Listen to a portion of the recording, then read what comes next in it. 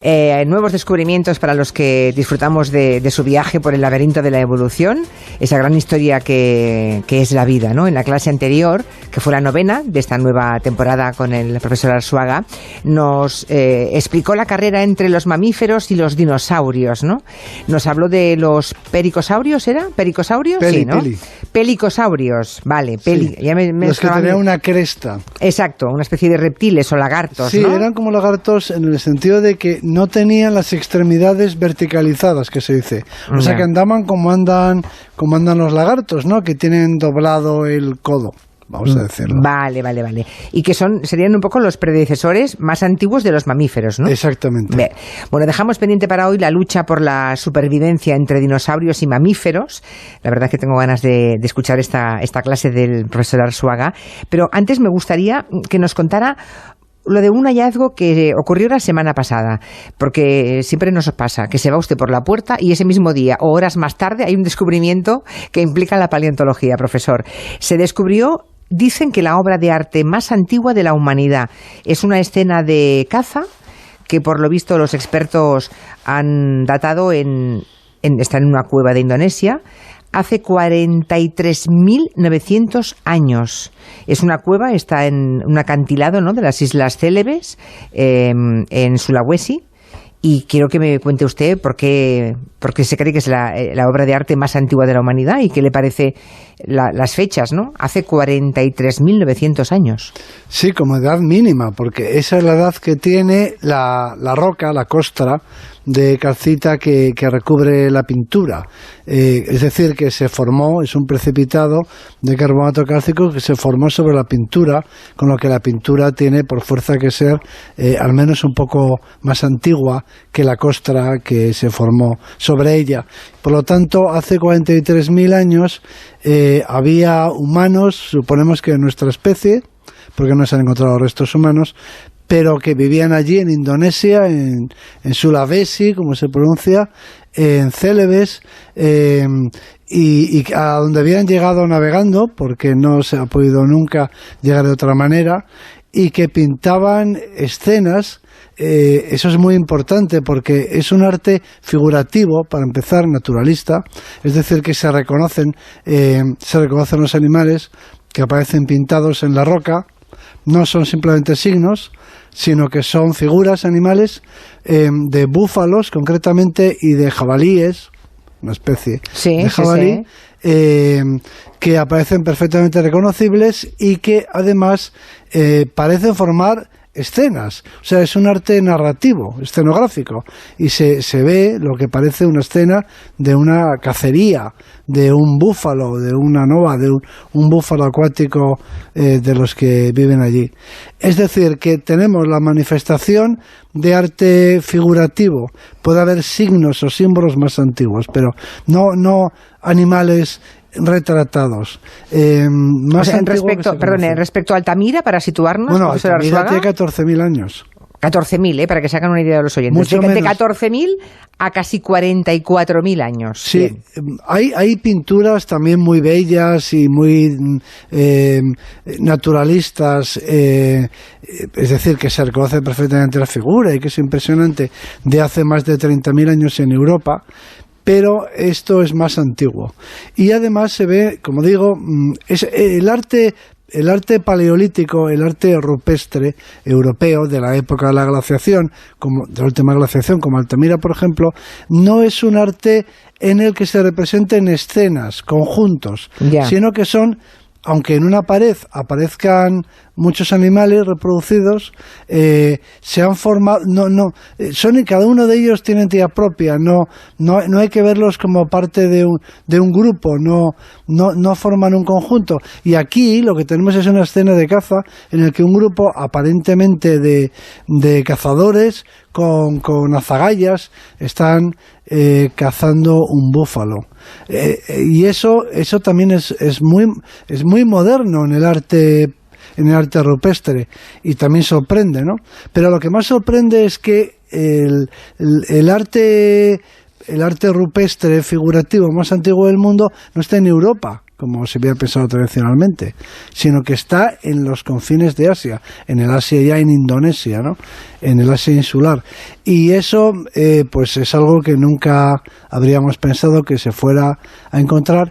Y además, a mí particularmente me parece muy interesante porque muchas veces se había dicho que la especie humana, el Homo sapiens, se caracterizaba por su mente creativa, por su mente simbólica, ¿no? Y por nuestra capacidad de contar historias y de imaginar, nuestra imaginación, vamos a decirlo así. Pero a eso se respondía que el arte rupestre no era universal, que era una manifestación exclusiva de la región franco-cantábrica, donde están las pinturas, en parte de Francia y en la cornisa cantábrica, y que era una cosa local, y que esa asociación entre arte y especie humana actual, pues que no era cierta, ¿no? Simplemente algunos grupos humanos hacen el arte y los demás no. Entonces, el encontrar el arte tan lejos, claro, más bien cambia el modelo y ahora podríamos pensar más bien que donde no se encuentran este tipo de representaciones, estas expresiones artísticas, no es porque los humanos no tuvieran esa capacidad o no tuvieran esa mentalidad o no tuvieran esa creatividad, sino porque los soportes no eran adecuados para que se conservaran. O sea que entre la cornisa cantábrica y Francia y Sulawesi hay un mundo inmenso en el que podemos pensar que ya hace 40.000 años los humanos representaban pues eso, escenas de animales y también de humanos. Lo curioso, profesor Arzuaga, es que todos los humanos, digamos, o humanoides, no sé cómo llamarles, ¿no? Sí. Se comportaban igual allá donde estaban. O sea que la evolución de la inteligencia humana ha llevado por los mismos caminos, estuvieras en Indonesia o estuvieras en la cornisa cantábrica, ¿no? Eso es lo que demuestra que no es una cosa puramente local, regional, sino que es una expresión, digamos, de la cultura regional, sino que es directamente la expresión de la mente humana. Eso, a su vez, tiene... Además, plantea, como siempre que se hace un descubrimiento, pues inmediatamente eso produce una pregunta, ¿no?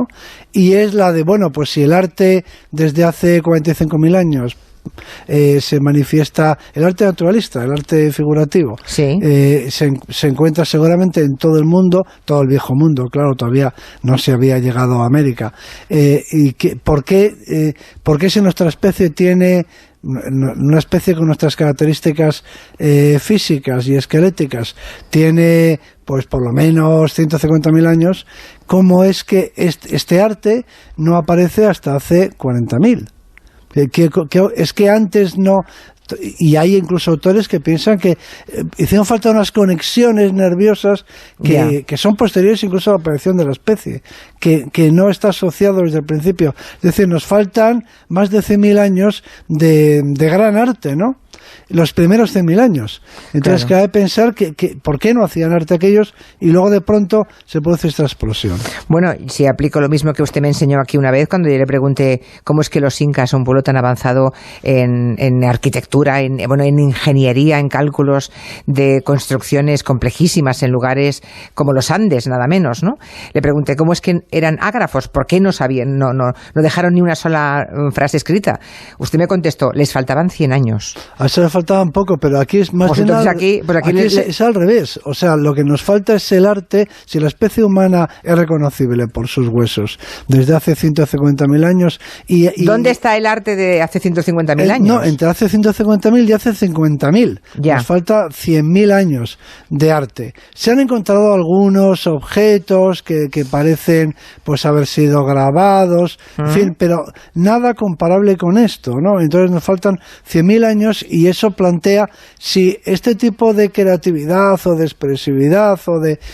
ahora explicaremos en qué consiste, porque este no es un arte puramente contemplativo o por estética, sino que es un arte que está cargado de significados y está asociado a creencias y otras muchas cosas, ¿no? ¿Qué pasa con los anteriores, ¿no? Es que se produjo en un momento determinado un chispazo, podemos decirlo así, una conexión que faltaba como sostienen algunos autores. O a lo mejor es que no lo hemos encontrado. ¿Quién nos iba a decir que encontraríamos en una cueva de un acantilado esta muestra artística, ¿no? Siempre se repite esa frase de que la ausencia de evidencia no es lo mismo que la evidencia de la ausencia. Exacto. Es decir, lo que falta puede que algún día se encuentre. Bueno, pero en esas estamos. Y además hay otra cosa en esta pintura que es interesante. En la prehistoria no se representa la figura humana, lo cual no deja de ser sorprendente en ningún lugar. Con lo bien que pintaban los bisontes, o los ciervos, o los caballos, o los leones, nos habría encantado a los prehistoriadores y supongo que a todo el mundo. Que se dibujaran ellos a sí mismos, claro. Bueno, sería fantástico. Claro. ¿Te imaginas una cueva que quién sabe, no? Puede que algún día aparezca, pero no lo creo. Pero sería fabuloso una cueva que estuviera llena de retratos, que aparecieran hombres, mujeres, niños representados. Sabríamos cómo vestían, sabríamos cómo eran físicamente. En fin, ¿por qué si pintaban bisontes no se pintaban unos a otros? Es increíble, ¿no? Sí, Debía de haber algún tipo de tabú. Algo que les impedía, pero en todas partes, no solamente en un lugar concreto, porque sabían pintar muy bien.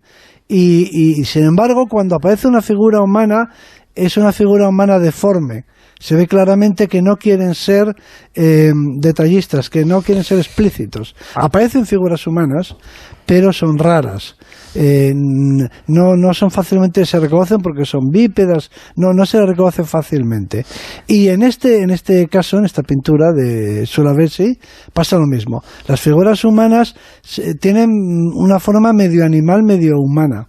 A lo mejor porque lo que intentaban con ese dibujo era simbólico, era quizá poseer a ese animal, ¿no? Bueno, pero a lo mejor igual no se habían pensado a sí mismos todavía. ¿Quién sabe lo que les pasaba por la mente, ¿no? Aunque nos encantaría saberlo, pero aquí hay un dato interesante. Hay algunas... Tampoco tenemos... El arte se puede también...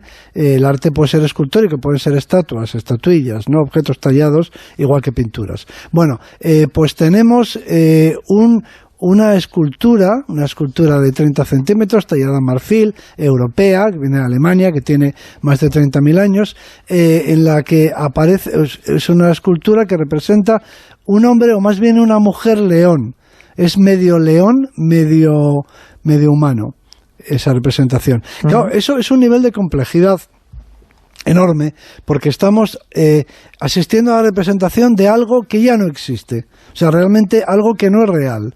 Un mundo sobrenatural, porque una cosa es representar un ciervo que es real, y otra cosa es imaginar, ya es un producto de la imaginación, imaginar a un ser que no es natural, que es sobrenatural, o que es mágico, o que es mítico, que tiene que se compone de diferentes especies. Eso ya es un nivel de trascendencia increíble. Claro. Bueno, pues en esta cueva, que digo, las figuras humanas que aparecen representadas están como dibujadas de una manera muy rara, nada que ver con el búfalo o el jabalí, se reconocen perfectamente los animales, y estas figuras que son un poco como extraterrestres, están pintadas, no se piense nadie por esto que estamos sugiriendo, que fueron los extraterrestres. Que eran raros, que eran raritos. Que los pintaban raros, pero estas figuras que aparecen, pues eso, da la impresión de ser medio animales, o sea, seres míticos. Claro. No humanos normales. Entonces ya estamos en un nivel de complejidad mental en el que se han inventado, han creado un mundo paralelo, un mundo imaginario y consensuado. Ya son unos niveles de complejidad tremenda que parece que esto se produce hace 40 o 50.000 años. Y antes qué, pues antes es lo que todavía no sabemos. Todavía es la página por escribir. Vale, o sea, ya tenían creencias cuando crean seres mitológicos. Claro, ¿no? Es que ya creían en algo más de lo que veían. Pues algo que podríamos ahora describir como quién sabe si era... Además, esta figurita que digo, de esta mujer león, tenemos, por cierto, en el Museo de la Evolución de Burgos una réplica exacta que se ha hecho con muchísima fidelidad para que la quiera ver. esta figurita, como digo, está sobada, vamos a decirlo así, está gastada, lo que quiere decir que no es una cosa que se hizo para un día, una ceremonia, sino que seguramente era propiedad del grupo humano que la fabricó y se pasaba una generación a otra. Es decir, que quizá tuviese un papel importante en sus ceremonias o en sus creencias. Esta imagen de un ser no natural, pero que tendría que ver con sus creencias, sus narraciones sobre los orígenes de su grupo humano, lo que fuera. Claro. Aprovecho para decir que la Cueva del Castillo, también, eso está en Cantabria, cerca del puente Viesgo, hay una estalagmita, una formación que ha sido modificada, que ha sido tallada en algunos puntos o pulida y grabada para crear algo así, una especie de fantasmagoría como de un brujo medio bisonte, medio humano. O sea que, eso ya son seres sobrenaturales que nos hablan de creencias, de rituales, de expresiones. O sea, ahí claramente ya estaba un humano, ahí ya estaba el humano, ¿eh? Con su complejidad. Con su complejidad, con esa capacidad de un humano que vivía en una realidad trascendente. Eso es realmente realismo mágico. Es decir, es ese mundo en el que, aparte de lo material, lo visible, lo experimentable, en fin, lo cotidiano, lo práctico, no hace falta decir que estos humanos prehistóricos no podían ser más prácticos, tenían que sobrevivir en situaciones muy hostiles, es decir, que eran muy, muy prácticos en todo, lo que tiene que ver con la supervivencia, pero al mismo tiempo vivían en una realidad trascendente, en un mundo mágico, es decir, que algo que podríamos describir como pues un realismo mágico, que es un poco la definición del ser humano, pensamiento mágico y pensamiento racional, ¿no? Esa combinación. Interesantísimo, profesor Arzuaga. Bueno, pues nada, ya hemos sacado punta y sabemos todo lo que podíamos saber de esa noticia de hace unos poquitos días, de ese hallazgo en la cueva del acantilado de las Islas Célebes en Sulawesi. Imagino que irá a verla un día, ¿no, profesor? Tendrá usted ganas de verlo, ¿no? Sí, porque además Sulawesi es un lugar fantástico porque hay una combinación muy curiosa de faunas y sí, es uno de esos. O sea, desde que ya ha estado allí, ¿no? He estado en Java, he estado en Flores, he estado en otros sitios de Indonesia, en Sumatra, pero en Sulawesi no he estado, me falta. Pues ya tiene una razón de peso para irse para allá. Bueno, vamos a hablar ahora de de esa cadena de la vida, ¿no? Esa pugna entre dinosaurios y mamíferos, donde lo dejamos la semana pasada. Nos contaba, profesor Arzuaga, que los mamíferos en principio iban ganando la batalla por goleada, ¿no? Sí. ¿Qué ventaja tenían entonces los mamíferos para superar a esos animales imponentes, a los dinosaurios? Bueno, igual es que no son tan fuertes como les percibimos ahora por el cine, no lo sé. No, si fuertes eran, pero es ¿Y entonces por qué ganamos? No, todavía. Al principio, estamos hablando de los antepasados de los mamíferos, los antepasados de los dinosaurios.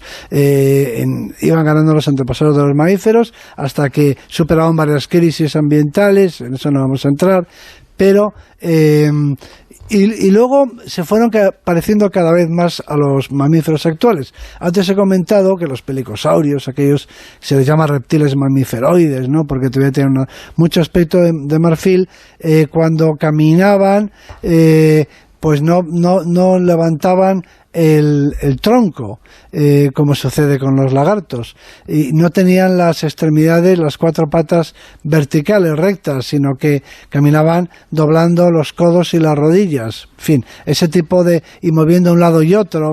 Todos nos imaginamos cómo camina un lagarto, pues así, o un cocodrilo, normalmente, sí. Pues así es como se movían aquellos antepasados de los mamíferos, que no se parecían en nada a los mamíferos todavía, pero luego empezaron a parecerse más. Por ejemplo, levantaban el cuerpo, levantaban el tronco, sus extremidades se hicieron verticales. O sea que la cosa iba bien, iban siendo cada vez más mamíferos, más parecidos a los mamíferos, y eso en principio parece que es bueno, evolutivamente hablando, pero no lo es, porque en realidad nosotros creemos que eso es una ventaja porque nos parece que ser mamífero es lo mejor. lo mejor que bueno, hay. como somos mamíferos. Exactamente. Entonces nos parece que, claro, cuanto más mamífero seas, pues mejor te irá en la vida, ¿no? Craso error, ¿no? Y cuanto más primate seas y cuanto más mono seas. Bueno, enorme error. Ellos mismos, ellos no podrían pensar, pero si hubiera llegado, pues a lo mejor un zoólogo extraterrestre y hubiera visto el panorama, habría dicho, bueno, pues aquí hay unos reptiles que tienen las extremidades verticales, etcétera, que son los que les va muy bien y que son los que han superado una crisis tremenda, porque hubo una extinción en masa que superaron y demás, y el futuro pasa por aquí. Y sin embargo, sin que mediara catástrofe, digamos, ambiental alguna, de pronto ya aparecieron los mamíferos y los dinosaurios. Estamos hablando de hace 200 y pico millones de años, y empezaron a competir ya directamente dinosaurios contra mamíferos. Uy. Y ganaron los dinosaurios. Ya lo hemos visto en las pelis, profesor Arzuaga. Ganaron los dinosaurios de manera, efectivamente, de manera que los antepasados de los dinosaurios iban perdiendo con respecto a los antepasados de los mamíferos. Pero una vez que aparecieron los mamíferos y los dinosaurios, resulta que los dinosaurios experimentaron una explosión que se dice de formas, una radiación adaptativa. Empezaron a evolucionar en muchas líneas, los había grandes, pequeños, los había de todos los tipos. Y herbívoros, carnívoros, omnívoros, de todo, y los mamíferos se fueron achicando en todos los sentidos, y se quedaron reducidos. También se diversificaron, es decir, que había mamíferos de muchos tipos, pero todos ellos eran por lo general nocturnos y más pequeños que un gato. El más grande era el tamaño de un gato. Wow. Así que no es que no compitieran con los dinosaurios, es que los dinosaurios seguramente ni los verían. Ni los verían, claro. Habitualmente, claro. ¿no? Claro. Y obviamente, ¿por qué razón los dinosaurios? No creo que haya una única razón, pero sí que podemos ver que si comparamos a unos y a otros, veremos que del lado de los mamíferos estaban todas esas cualidades que nos hacen creernos superiores. La lección de esto es que obviamente no se es superior en la gran competición de la vida, no se es superior por parecerse a nosotros. Claro. Entonces, si repasamos sus características de los mamíferos, sí, veremos el bricolaje de nuevo. Bricolaje. Porque los mamíferos hemos exagerado, hemos desarrollado todo lo que somos, se lo debemos al bricolaje. Todo lo que somos. Y voy a poner varios ejemplos. Por ejemplo, en la definición misma de mamífero, los paleontólogos a los mamíferos los definimos por los huesecillos del oído medio. Ahora explicaré lo que son, y también por cómo se articula la mandíbula con el cráneo. Son detalles un poco técnicos, pero que nos resultarán útiles ahora para entender el bricolaje. Nosotros oímos, los seres humanos, oímos porque el sonido se transmite llega hasta el tímpano, y a partir del tímpano se transmite el sonido por 3 huesecillos. ¿Martillo, yunque y estribo? Exactamente. Nunca me olvidaré de esos huesecillos. ¿A qué no? Cuando se aprende una cosa así a fuego de memoria cuando eres niño, nunca más se vuelve a olvidar, ¿eh? Exactamente, martillo, yunque y estribo. Y de ahí eso se transmite a el oído interno, que se llama la cóclea. El caracol. Sí. Y está también el laberinto, que es importante para la orientación y el equilibrio. El equilibrio, exactamente. Bueno, entonces, estamos con los huesecillos del oído medio. Los huesecillos del oído medio, martillo, yunque y estribo, no los tienen nada más que los mamíferos. Esto para empezar. Entonces la cuestión es cómo han llegado hasta ahí esos huesecillos. Mira que son pequeños, ¿eh? Aprovecho para decir que uno de ellos los descubrió un médico español, valenciano, que se llamaba Pedro Jimeno. O sea que... No entiendo qué tienen que ver los huesecillos con el bricolaje. Con el bricolaje del mamífero. Pues es muy fácil. Las mandíbulas, sí, habíamos dicho, de los vertebrados con mandíbulas, venían de un arco que sostenía una branquia, el primer arco. Los arcos branquiales, recordarás, sí, que sostienen branquias, que sostenían branquias en los antepasados sin mandíbula. El primer arco branquial se dobló y formó las mandíbulas. Exacto, eso me acuerdo, sí. Pues el segundo arco branquial, sí, ese se incorporó a este proceso y terminó produciendo los huesecillos. Ajá. vienen de un arco branquial, ni más ni menos. Esos huesecillos, el yunque, el martillo y luego el estribo, que tiene otra evolución, vienen del segundo arco branquial. Es decir, el primer arco branquial produjo las mandíbulas, el segundo arco branquial se incorporó a la articulación, formaba la articulación entre la mandíbula y el cráneo, y finalmente esos dos huesecillos que articulaban, martillo y yunque, pasaron a formar, junto con el estribo, que viene de otro arco branquial, pasaban a formar la articulación, la cadena de huesecillos del oído medio. Es decir, que oímos con unos huesos que soportaban en nuestros antepasados de hace 500 millones de años branquias. Vale, y eso nos hacía, digamos, ese bricolaje, bueno, eso simplemente nos hacía más vulnerables que a los dinosaurios. No, oímos muy bien. Eso es simplemente ejemplo de bricolaje. De bricolaje, vale, o sea, vale. Sí, de una branquia entiendo, se pasa a un oído. De una branquia se pasa a un oído. Ahora bien. Y de otra una mandíbula, vale. Sí, es Ahora increíble, bien, ¿no? Sí. Ahora bien, ¿qué más ejemplos tenemos de bricolaje? Bueno, los mamíferos tienen pelo, para empezar. Sí. Y el pelo produce aislamiento, ¿no? Sí. O sea que los mamíferos tenían una cosa que se llama endotermia, es decir, que controlan su temperatura corporal, que son de sangre caliente. Los mamíferos somos de sangre caliente. Eso todo el mundo lo sabe. Sí. Mientras que los lagartos, los reptiles y los anfibios son de sangre fría. Se calientan al sol. No necesitan, no tienen un metabolismo que les permita mantener la temperatura corporal constante. La temperatura de un lagarto sufre oscilaciones porque depende de la temperatura exterior.